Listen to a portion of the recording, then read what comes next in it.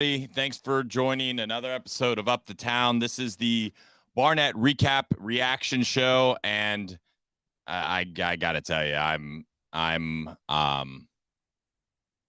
very disappointed with the way some things have gone down. Just in just kind of the last few minutes, I was a little late. I'm trying to catch up with like some of the news that I'm seeing kind of hit.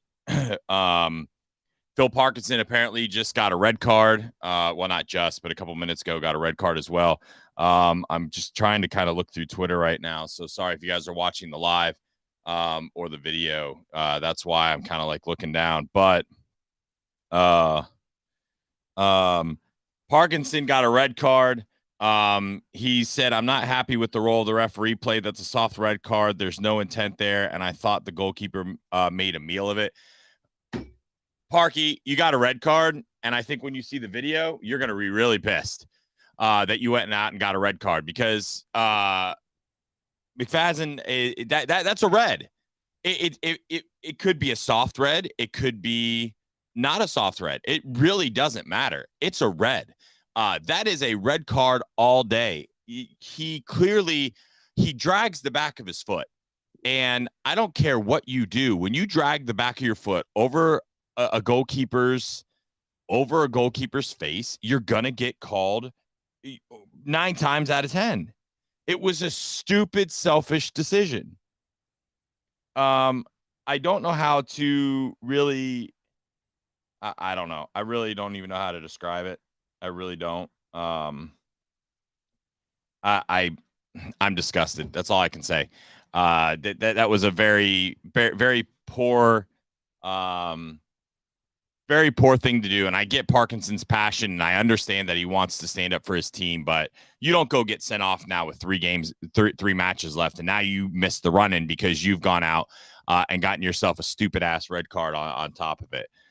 So, look, the other thing that was positive, the only positive thing was we're still we still control our own destiny. We needed 7 points to clinch. We have nine left. We need 6.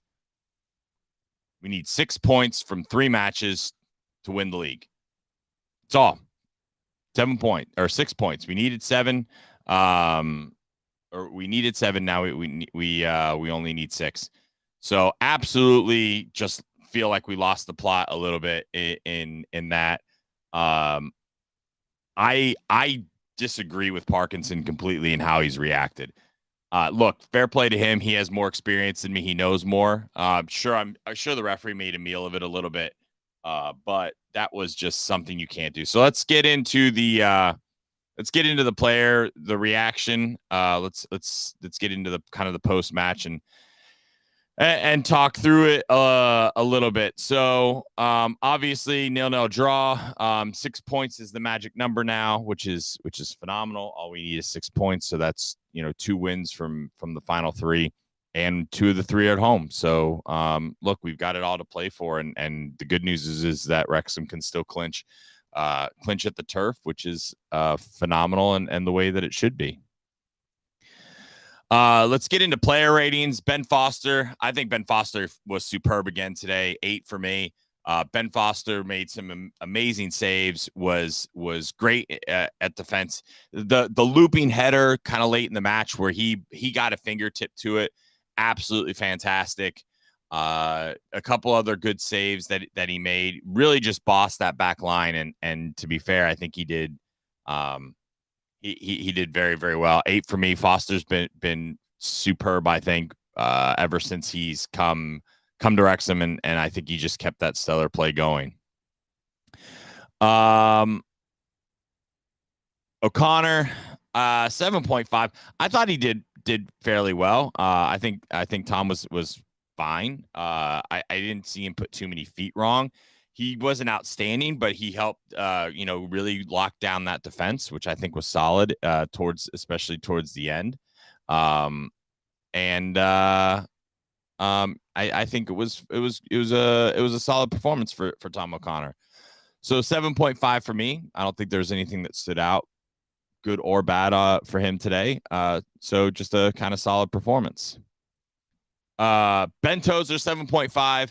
had some good throw-ins, some good clearances, was caught out of position a little bit. We weren't killed for it. He did kind of get too high up the pitch a few times, especially after the red card. Nothing crazy. 7.5. I think he was very good, very solid, dealt with some headers, did get back on a few other tries. And yeah,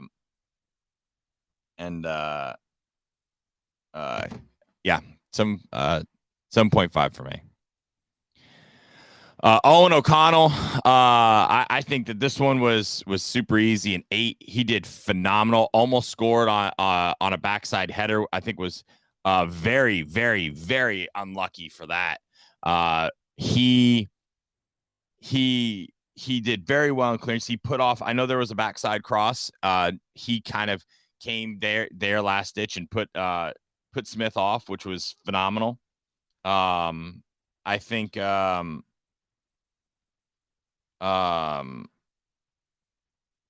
think that was kind of a great thing that maybe not a lot of people saw. Great in the on clearances, strong on the ball. Another very good performance from him. I think as dreadful as he was against Halifax, he's put in 2 great performances. So 8 for me on for him. Callum McFadden is a 1. And look, you can agree and disagree with the red card all you want. He still got a red card in a pivotal match.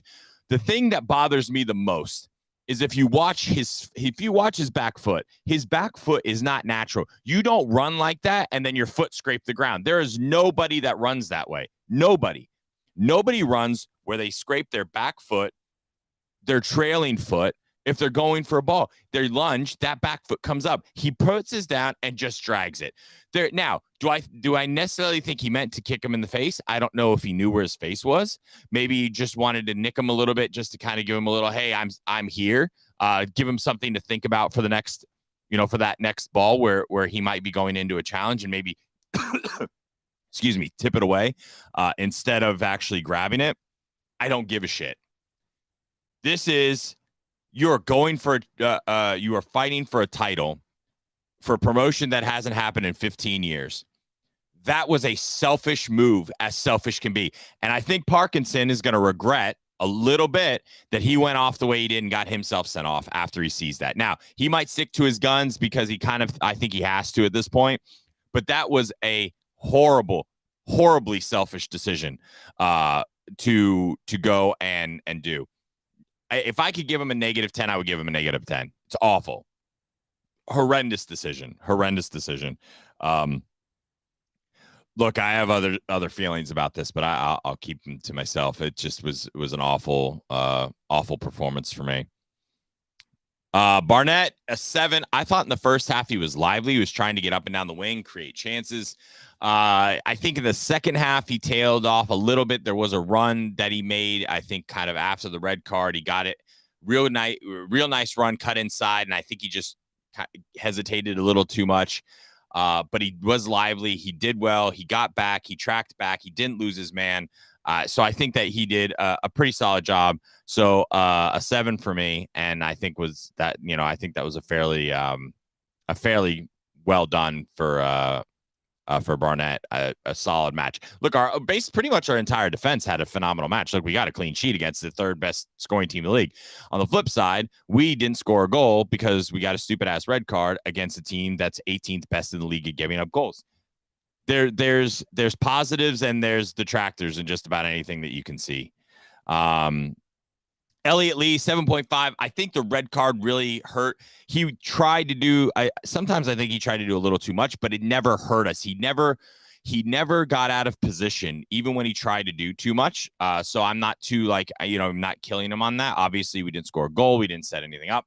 7.5. I think he was very solid. Probably one of our better players on the day. But for me, 7.5.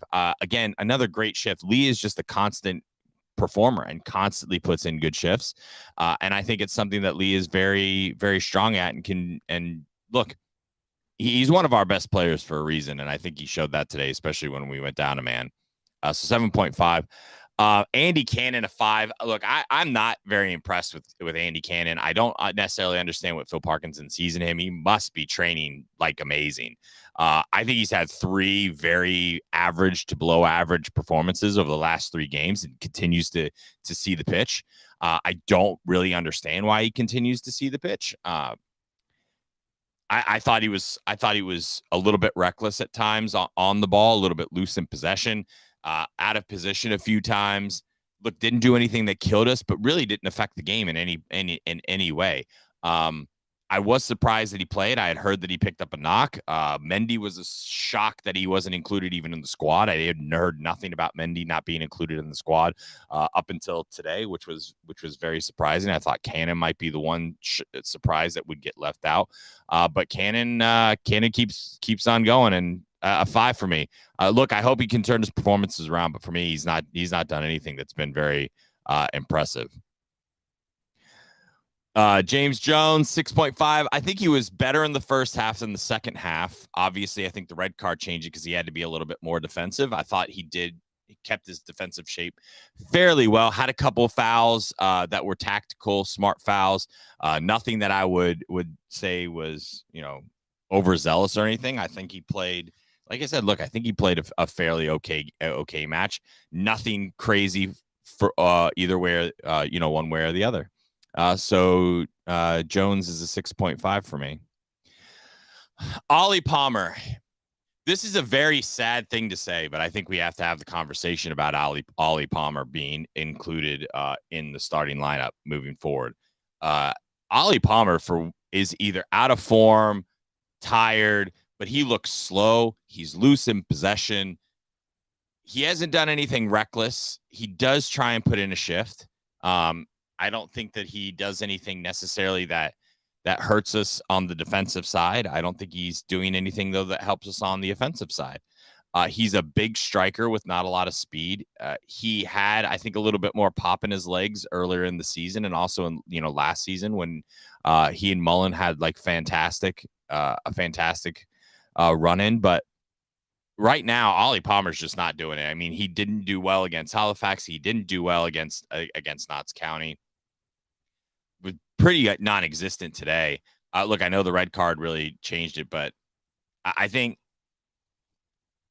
I think the red card, or not the red card, I think it's just time to have that conversation of, is Ollie Palmer even good enough right now to get in? I mean, Sam Dalby has been playing well. Obviously came on today and didn't do a whole lot, but it's hard to talk about that when we have a red card. Yeah. If you guys are watching live, you want to get in with your chats and ask questions or give feedback, go ahead. I know a couple of you just jumped in to watch, so thank you and appreciate that. Paul Mullen, look, as good as Mullen was against Notts, not really that great today. One thing about Mullen that can drive me a little bit crazy, and I think that's starting to get in the referees' mindset. I think he's starting to get a little bit of a reputation. He does like to flop and dive a little bit. So there are instances sometimes where he does get contact and he does go down. I think 1 or 2 instances today where the referee probably should have given him a free kick and he didn't.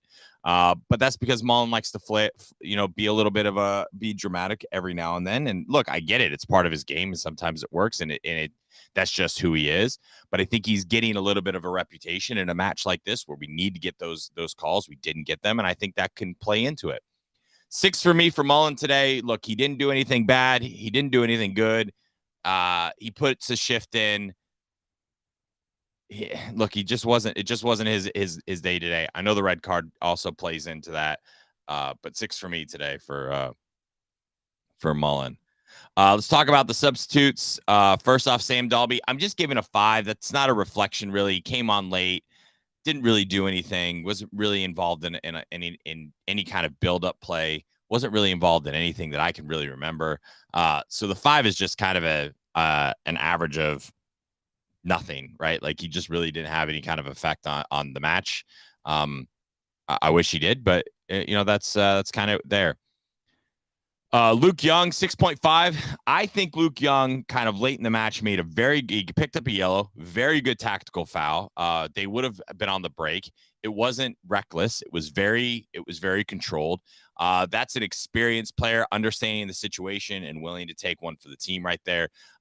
He was always in position. I thought he played well. I thought he helped defend well and keep our shape in the midfield. 6.5. Obviously, he didn't have a full match. There was a couple times, where he just wasn't in the match, where you really didn't hear much from him. But on the few times that we needed him to do something, he was there. So 6.5 for me for Luke Young in a substitute role. And then Anthony Ford. I don't know why his picture didn't change, but whatever. Anthony Ford, 5. I don't remember Fordy ever having his name called. So yeah. Parky, this is an interesting one. So I did this before he got a red card. I think if you have to break this up into 2 instances, I think from a match perspective, 7.5. I think we were not very good in the beginning. I don't think that Parky did a very good job to get the team necessarily either ready or whatever in the first half. In the second half, I think Parkinson did a phenomenal job from a tactical perspective. We were very compact. We were very good. We did go on the attack. We did have a few moments where we threatened the goal, even when we went down. I actually think Wrexham played a little bit better when we went down a man than we actually were at 11v11. I think we were more compact. We kept our shape. We were more disciplined. That's on Parky. He did a phenomenal job. Obviously, Mullen dropped a little bit back to help more in the midfield, which put Ollie Palmer up front. I would have probably brought Dalby on sooner. I think Ollie Palmer being isolated up front wasn't amazing. I don't think that was phenomenal, but look, that it is what it is. Now, the second part of that, you don't go get yourself sent off after the match because listen, as good as you are as a tactician, and now you're not going to be on the sidelines. You're going to be sitting up in the stands, mate. Like, you can't do that with 3 matches left to get promoted to have your side. Now, I understand you want to spark something. Maybe you think this is tactical, that you're off, and maybe it's win one for the gaffer, but you can't do that in the situation. You cannot do that. Getting sent off in that perspective, to me, especially with how the red card, from McFadden that happened, I think you've got to tone it down. I think you just kind of get sent off. I don't think the ref had that big of a shocker today. I know there's people online right now that are blasting the ref. I know Parky just blasted the ref.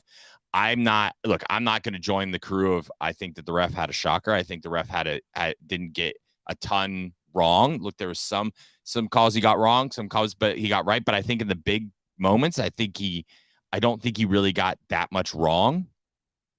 We can talk about the red card all day. I don't think that was necessarily the wrong decision. Look, you can't give the referee, especially at this level, an opportunity to pull a card out. These aren't the best refs in the world. We don't have VAR, but look, to be fair, I think we'd have. I think McFadden gets sent off if we have VAR. I'm just going to be honest. I think he'd set off either way. I think that was a red card, probably. Even if it wasn't initially called, I think it would have been given, and that's the point we have to really look at. And now we're down Parkinson for the run in for a title, and that's not great. Man of the match for me, again, Ben Foster. Look, Ben Foster's get three straight man of the matches for me. Look, last time, obviously Paul Mullen was amazing, but we had to throw in Ben Foster, who's man of the match again. For Halifax, even though we gave up 3 goals, I think none of them was his fault. Ben Foster's played phenomenal. You can tell that this is a Premiership style keeper. His positioning, his reaction time, his how he goes for the ball. The only reason he wasn't necessarily great at times today, but look, I'm not going to nitpick that when you're keeping the ball out of the net.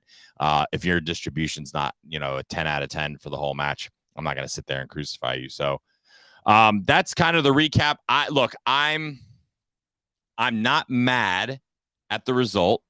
We came into the match, needed 7 points to win the title, 7 from 12. We got 1. We need 6 from 9 now. 2 of the 3 matches are at home.